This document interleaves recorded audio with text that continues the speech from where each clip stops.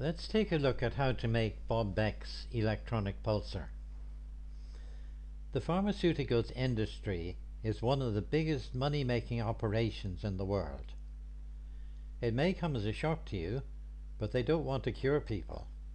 Instead, they want people to go on buying expensive medication at heavily inflated prices.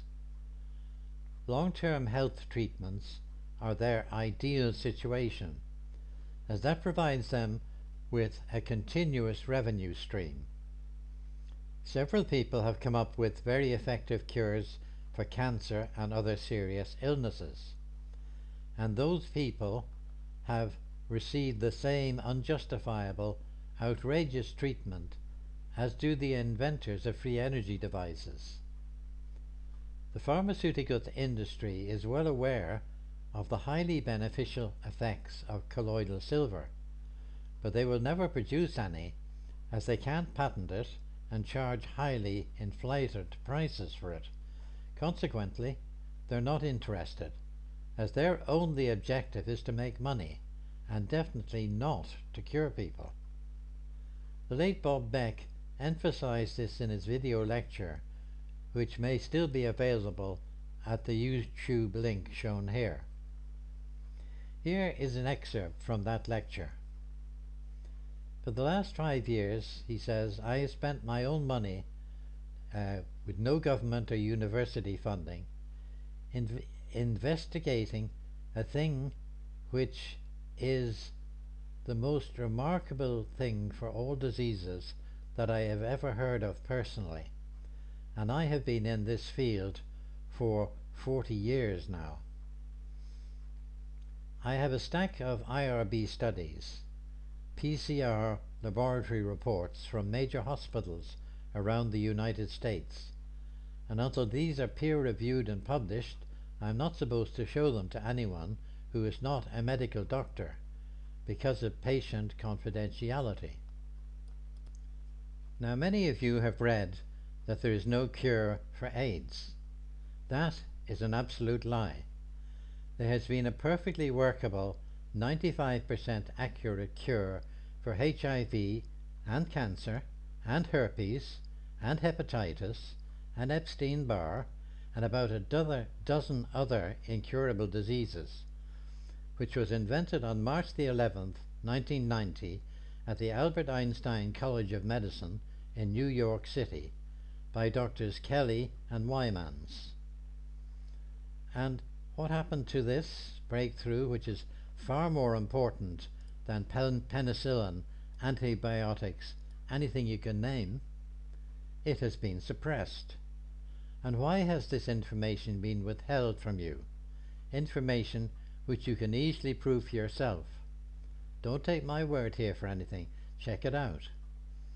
I found recently that the mafia owns about 51% of major pharmaceutical houses, as well as working the other side of the track with the illegal drugs from South and Central America and China. The medical cartels in America will charge you from $50,000 to $200,000 if you have terminal cancer, and this is for surgery and chemotherapy and radiation and hospital care. Consider a packet of Wrigley Spearmint chewing gum. That packet of chewing gum cost me 5 cents when I was a young man, and I paid $1.32 for that packet at the Chicago airport recently. $1 for the gum plus 32 cents for taxes and handling. The price of that package of chewing gum is every cent that it takes to cure, and I'm not supposed to use the word cure, as only a doctor can do that, most of the known diseases in America today. Now, why haven't you heard about this? Because General Electric, Westinghouse, and the other companies have billions of dollars tied up in X-ray machines, CAT scanners, and MRIs, which are leased to health organizations. And for $1.32 you can cure yourself without doctors, without pharmaceuticals, without medicines, certainly without surgery, certainly without chemotherapy, without any drugs, without any herbs, any homeopathy remedies. You can do it for yourself, and it has been done. People keep asking, why haven't I heard about this? Why are there no hospital studies? There are hundreds of hospital studies. Here's one test result. At this date, the 11th of August 1998, this patient had only about 3,063 particles of HIV in his blood. But now, as this test develops, the PCR on the 3rd of November 1998, which is several months later, the count was less than 1 in 100, which means that the test result was 0 as far as this test was concerned. We have a stack of these reports, a foot and a half deep, where every one of these full-blown AIDS patients, every one, even though some of them were on life support systems or needed attendants to lift them from the bed, these people are symptom-free now. Every single one of them is back at work. Not one of them has the symptoms of AIDS. So if you read in your newspaper, the proceeds of the basketball game on Saturday will be donated to a search for a cure for AIDS, that is an absolute lie. There is, and has been, a cure for AIDS, all AIDS, a cure for about 95% of cancer, 100% cure for Epstein-Barr, hepatitis, lupus, about a 50% cure for herpes, and I've been funding these out of my own pocket. I have absolutely nothing whatsoever for sale. God has been exceedingly good to me. I think that I'm going about my Father's business here, and I'm paying for it myself, and I'm giving it to the world. There is a free paper available entitled Take Back Your Power. A web download link for this is www.freeenergyinfo.com/Beck, BECK.PDF. You do not need doctors, nurses, chiropractors, herbs, pharmaceuticals, or surgery. Only if you're going along with the politically correct solutions do you need these things that your neighbors have been depending on for all these many generations. There was a paper entitled Blood Electrification and Immune System Restoration with Microcurrents, a proven, startling, rapid, inexpensive, and safe discovery for positive, controllable remissions. How we found that this information had been suppressed. The doctors who discovered this, and let me tell you about the discovery, in 1990 they put a couple of small platinum wires into a petri dish that contained highly infected human blood, and the infection there was a very, very strong dose of HIV, which was supposedly the cause of AIDS. They found that when they had electrified this blood, the HIV could no longer attach to any receptor sites in the blood. That means that the healthy cells could not be infected by the HIV. The only mention of this incredible discovery was in Science News, March the 30th, 1991, page 207, entitled Shocking Treatment Proposed for AIDS. And it tells about how these two doctors had given a paper on this process, saying, the experiments described on March the 14th at Washington, D.C., at the first International Symposium on Combination Therapies, showed that the shocked viruses lost the ability to make an enzyme crucial for their reproduction and could no longer cause the white cells to clump together, which is the true signs of viral infection. The only papers which I was able to find that got into the American press were Science News and an article in Longevity News, electrocuting the AIDS virus.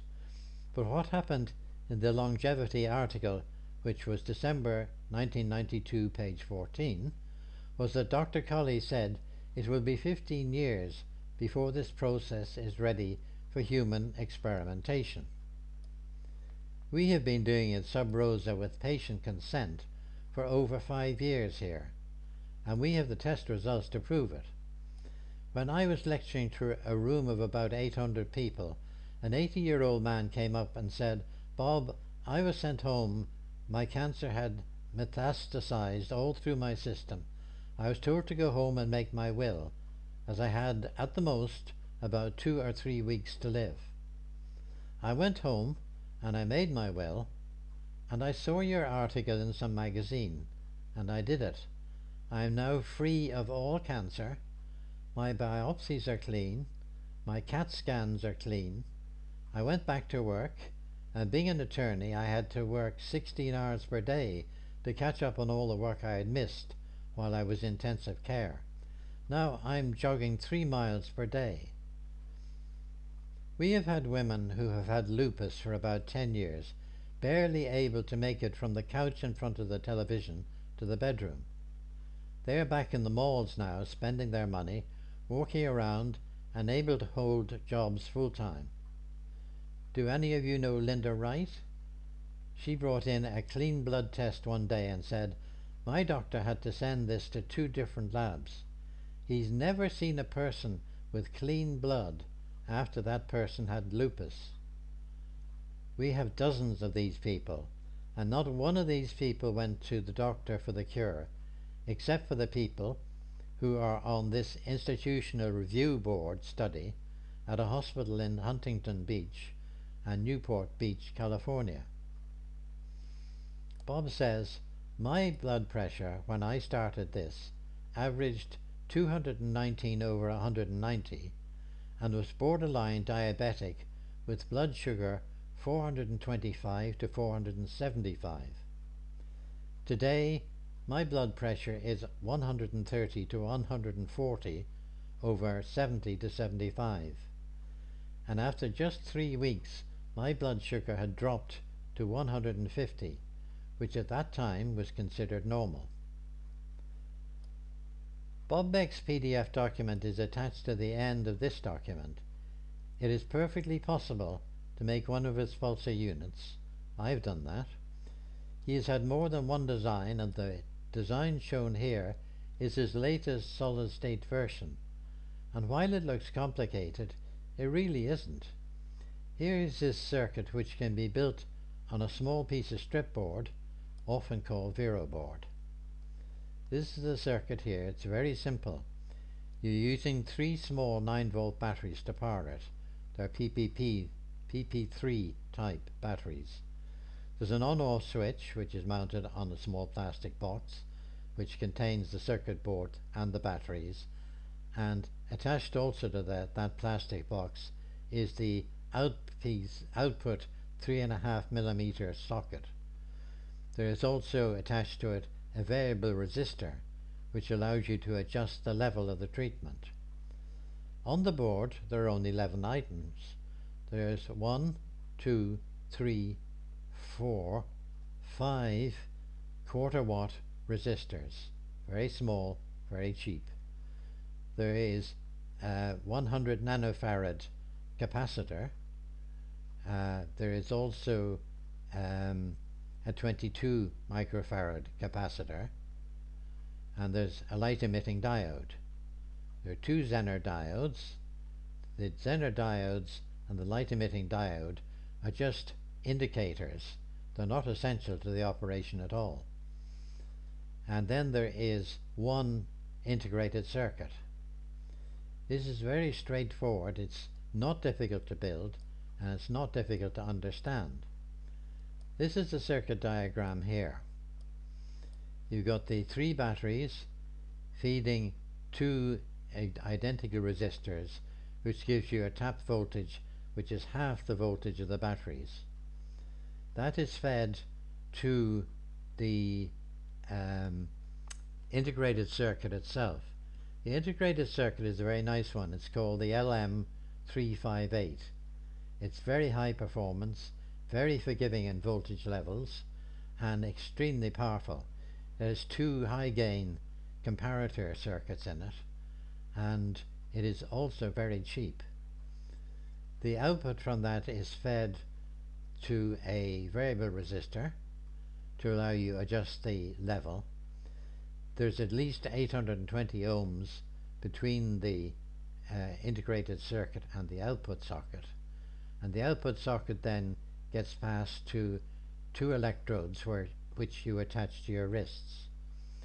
The way that the plug-in circuit operates is when you push the plug into the socket, it pops the number 2 connector up and insulates the number 1 connector from it, but gives the connection through to the plug, and then the number 3 connector, which is the socket surround at the entrance to the socket, is then connected to the pins 4 and 5 of the plug itself.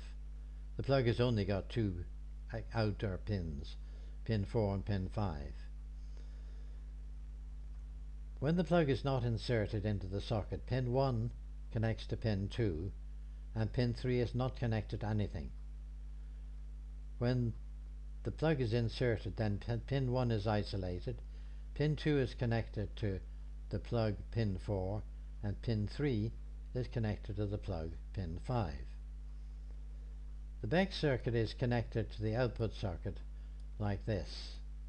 You have the output coming to the variable resistor through a minimum value resistor onto the output socket, and the other connection then, while the plug is not inserted, feeds the light emitting diode through a resistor. Light emitting diode is a rather clever version on this board. It is a 2-color LED, and if the voltage is applied in one direction, you get a red light. If the voltage is applied in the other direction, you get a green light. This is the LM358 integrated circuit, and those are the actual connections of the package itself. It's a very slick, very cheap, and very versatile integrated circuit.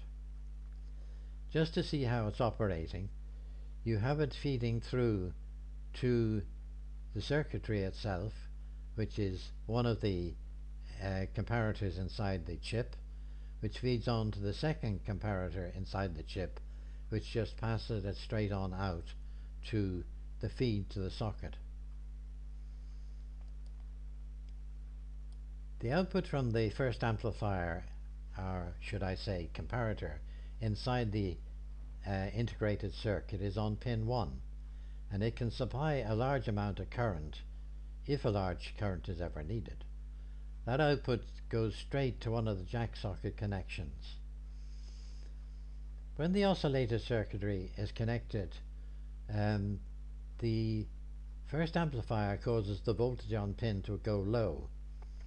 Then the output on pin 7 inverts it, and so it goes to plus 25.5 volts.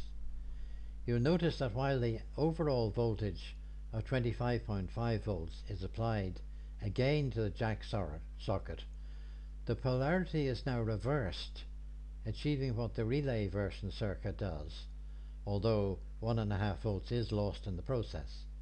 This is a neat solution, and the voltage applied to the electrodes attached to your wrists is just around 50 or 51 volts of alternating stepped voltage.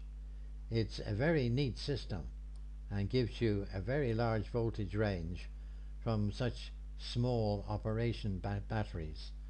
The power supply feeding it is 27 volts. The output is plus 25 volts to minus 25 volts. It's a neat operation. If for any reason you can't get a 2-color LED, you can use two ordinary LEDs, one connected in that direction, the other connected in the reverse direction, with a limiting resistor in That means that before you plug the plug into the socket, these two light emitting diodes will flash alternatively, because the voltage being applied to them between pin 7 and pin 6 is alternating between plus 25 volts and minus 25 volts. The system is quite simple. This is a plug-in board layout that can be used if you want to test it out before actually physically building it on a little strip that can be in a small box attached to your wrist.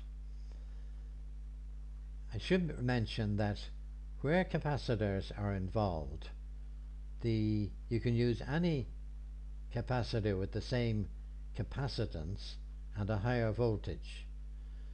For instance, if you have got a capacitor which is 2.2 microfarads and it's rated for 10 volts, that means that the capacitor will quite happily manage voltages up to 10 volts. If you happen to already have a 2.2 microfarad capacitor which is rated to 16 volts, that just means that the voltage on your particular version can go higher. Not that it will, but it could do. So you can put in the higher rated voltage capacitor if you wish. You can buy another one, of course, but you don't have to. The 4.7 resistor shown here in green and the two LEDs shown there in your test plug-in board circuitry are not essential. They're only there for testing the circuit while it's being ready for construction onto a strip board. Bob's PDF document follows immediately on in this, and he has something like 50 pages of text there for you, but I leave you to read that on your own. You don't need me to read it for you.